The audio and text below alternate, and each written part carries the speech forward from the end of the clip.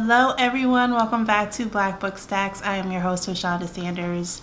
Thank you so much for your likes, shares, and subscribes. The channel has just turned a year old, which I'm super excited about.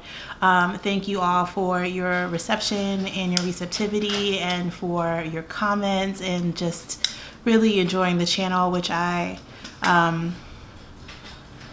didn't realize that a whole year had passed. So they say that time flies when you're having fun. So that's really awesome. I just appreciated so many of the nice comments about the work that I do here, which doesn't feel like work at all, but of course it is, because it just is important work to do, right? To uplift the writers and the books about Black folks that are significant and shouldn't be hidden away.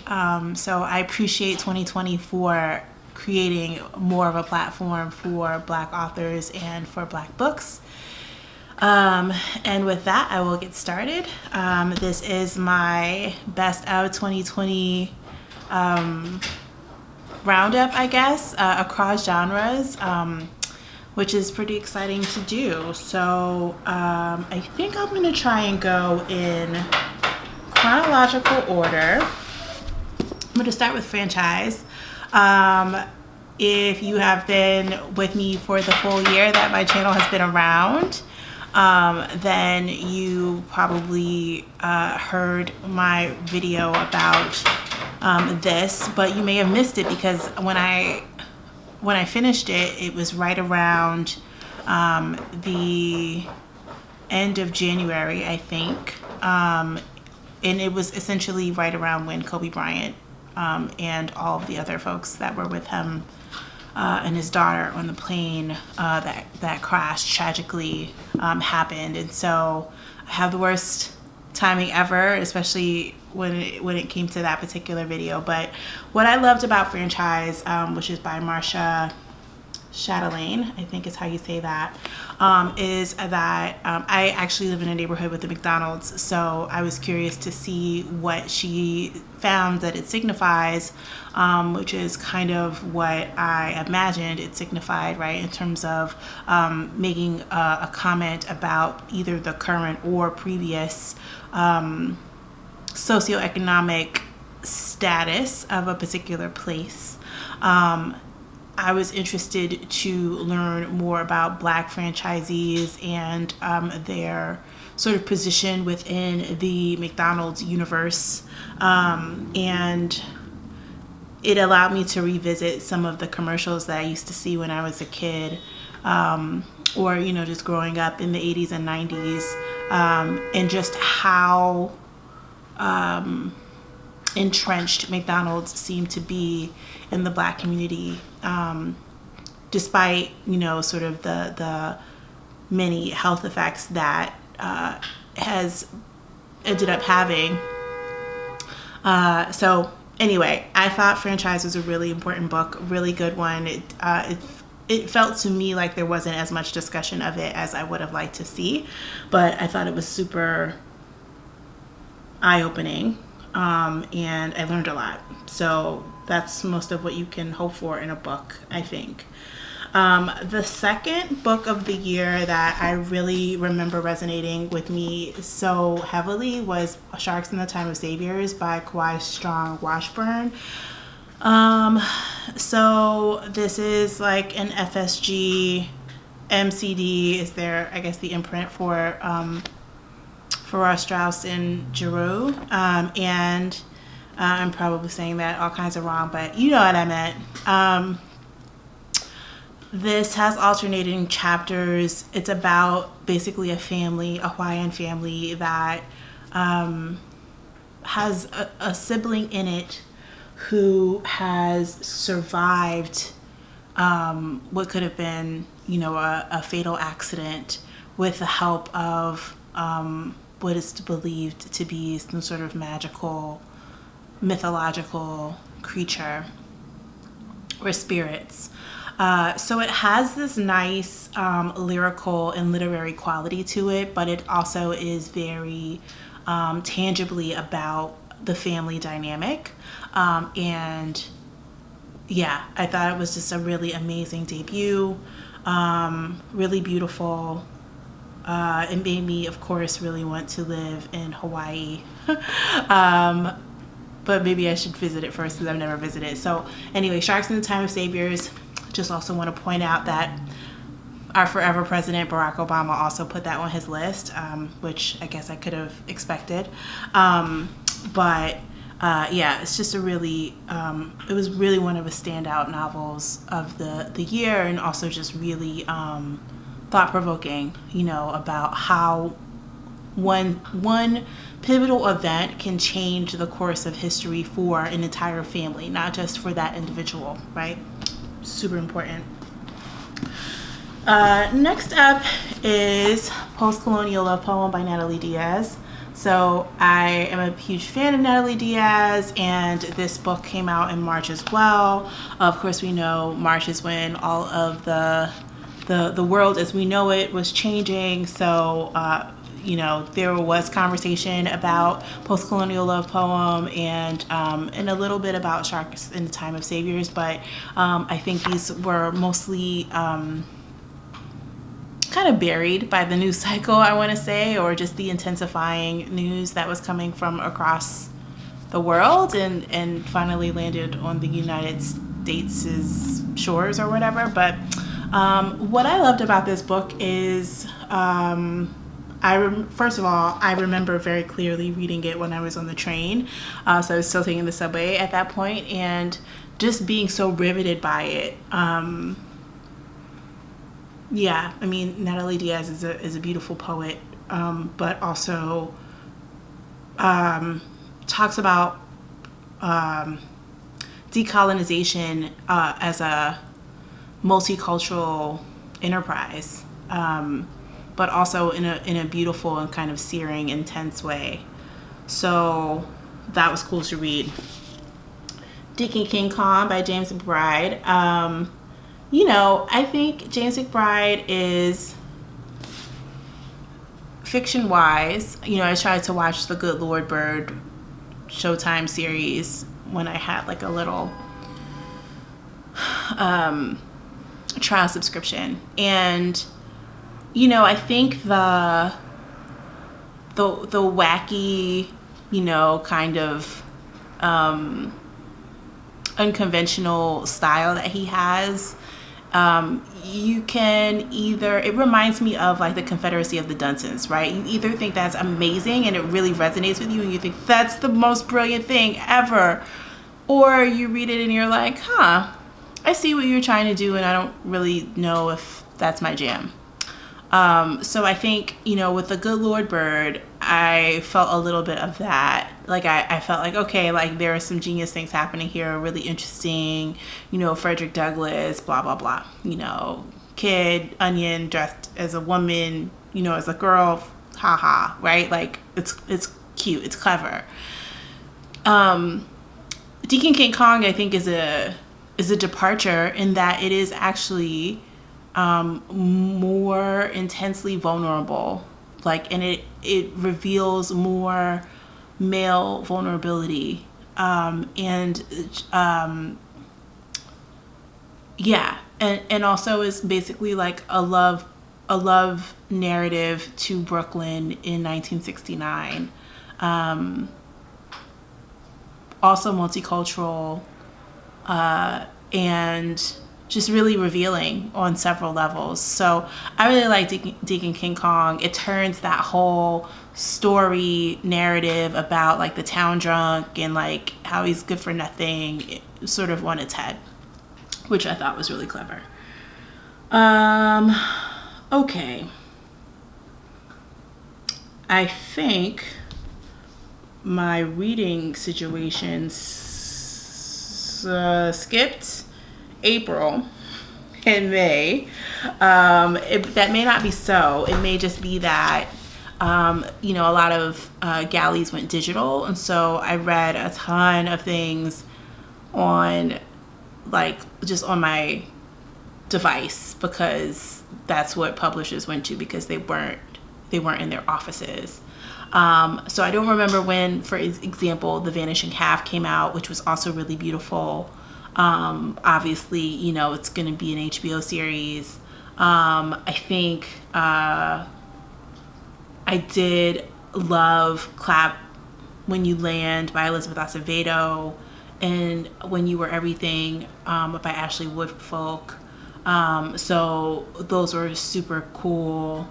But yeah, there's a big jump in my little timeline here for the best of 2020 from basically March until June.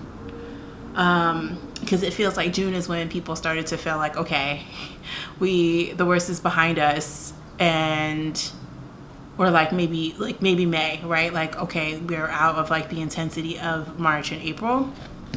Anyway, How We Show Up, Mia Birdsong, reclaiming family, friendship, and community. I wrote a little bit about this, did like a Q&A with Mia. How We Show Up was really awesome to read during the pandemic, in particular because I was thinking about how we were going to, as a collective, begin to reshape and change and transform how we connect to each other, given social distancing and what the impact of that would be. And while her book obviously is not, it was written before the pandemic, is not necessarily concerned with that, it does offer some models for how we begin to think about looking out for singles, even for people who are partnered, how they begin to look out for their single friends, and also how you build community, right? If you're not a church going person or you're not necessarily connected to institutions, how do you then begin to create these ways of connecting to people that are not based in those things? So that was pretty great. I loved All the Things We Never Knew by Liara Tamani. And it is one, I love that it's set in Houston, which is also where she lives.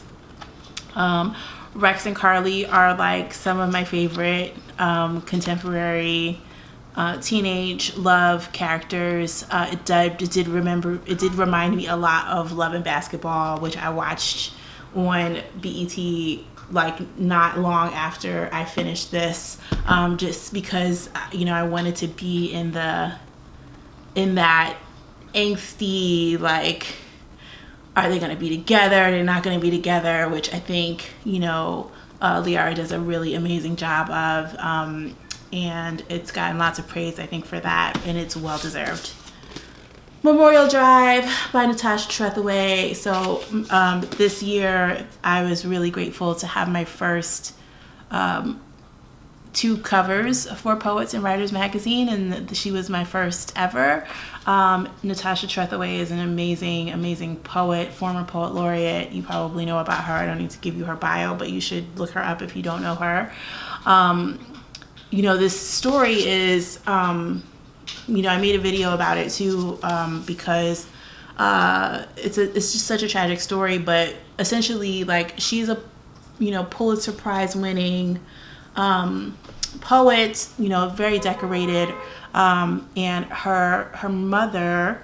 The story goes, when people would go to introduce her, before saying any of that stuff, they would talk about how her mother was murdered by Natasha's stepfather, and what she said when I talked to her was that she would go up to these podiums with the word murder hanging in the air, and her mother never really got to tell. Her mother's life was never really, her mother's legacy was never fully acknowledged or honored in that way, and so she wanted to do justice to her mother, Gwendolyn Ann Turnbull. So she does that, I think, just so tremendously and beautifully, which is why, if you've seen Memorial Drive on all of these best of lists, that's part of why. I mean, a poet's lens turned on the grief of mother loss is one particular amazing angle, but more than that, there is this sort of resurrection of someone who otherwise might have been lost. I mean, the fullness of her history might have been lost if her daughter hadn't taken the time, to pull together all of the different records and the transcripts of, her mother's, sort of investigation into the stepfather and all these other things. So it's really, really amazing. It's pretty short, but it's really beautiful. could not close out the year without saying more about Cast, although I feel like the video review that I posted about Cast is one of the most popular on the channel. So if you haven't seen that, you should check it out. I was so taken by the combination of personal narrative and journalistic reportage, the weaving of social science with psychology, with history, and I think the idea of talking about the racial constructs in America beyond talking just about